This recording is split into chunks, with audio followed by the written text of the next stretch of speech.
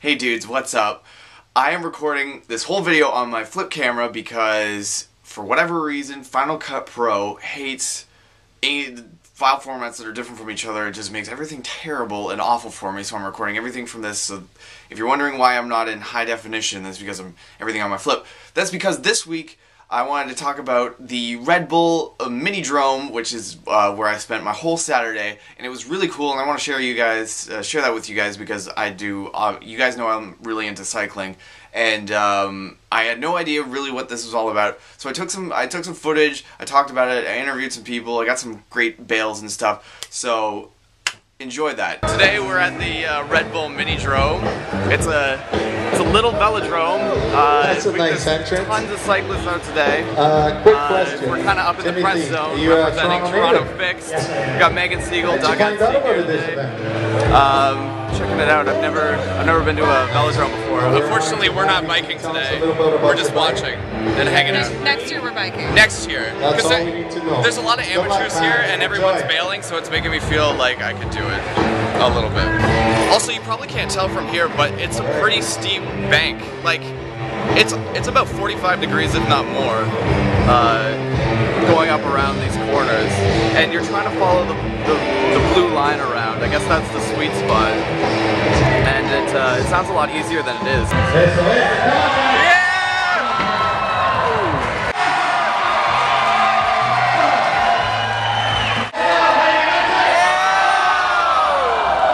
So one of the members of Toronto Fixed participated in the Redbull mini Drome, and I got him here. What's your name? Alex. Alex. And how was riding around the mini Drome? It was really awesome. It's really exciting. It's a little challenging. You have to sort of like push yourself into the corner, sort of drop the shoulder and just go for it, especially with no sort of BMX background. Well, initially it started off with a practice session yesterday, so you just show up and do as many laps as you like, which I think was the first big advantage, I think, for many people. Other than that, you do 10 laps, and your aggregate time gets compared to other people's, and the top 32 people get to do head-to-head after, so there's 2 people on a track. Yeah, and I didn't get to do that because I totally wiped out. Do you want to talk about the bail a little bit? What happened? Yeah, I don't know. I thought I was doing pretty well, but in practice I didn't actually do 10 laps together, so I think maybe I just got a little tired, and then the bell rang and it kind of threw me off, and I was going too fast, so I just had to jump off the track.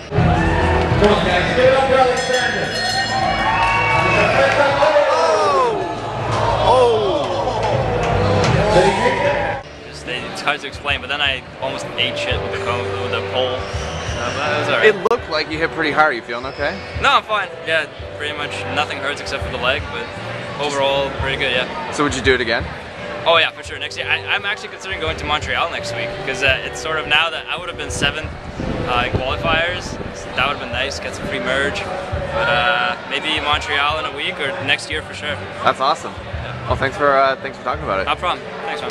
So we're down to the final 2 riders right now. This is it. The winner takes home a brand new Cervelo T1 frame. I don't know if you can see it, it's in the middle of the frame right there. I think there's some cash prizes as well. So we're gonna see the finals right now. Who knows what's gonna happen?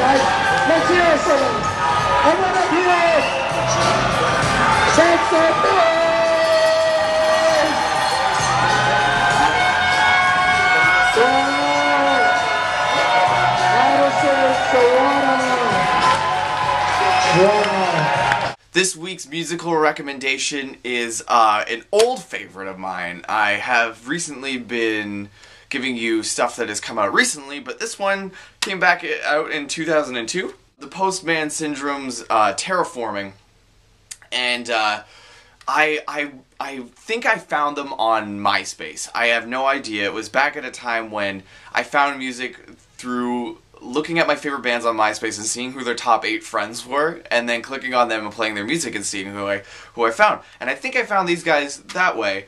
Unfortunately, they had disbanded by the time I found them, and just some fantastic tunes. This album was super hard to get a hold of. It wasn't released in any big music chain stores. I had to hunt it down and get it through the internet somewhere, and I think I paid way more than what it's worth. You can download it now off iTunes, so if you dig these guys, you're gonna be able to get it on iTunes, which is awesome. They are I would say like math metal, just everything is always changing. They're like the Pokemon Ditto. They just are constantly turning into something else, and just when you think you know where the music's gonna go, it turns into a completely different monster. It mostly is heavy rock metal oriented, but it also goes in some jazzy, interesting acoustic kind of ways too. So there's kind of something for everyone, although if you're not into screaming heavy vocals, then this might not be for you. They were one of the first people I heard doing this style of music, and I totally think it's worth checking out. The song I'm going to recommend is called Lonely in Your Arms, and it's a 7-minute journey, so have fun with that, but at least get through half the song, and I hope you like it. I hope you dig it. So the Postman Syndrome's Terraforming, get it. It's an awesome album. I recommend it. Thanks for watching this week. I will hopefully see you next week. Later, guys.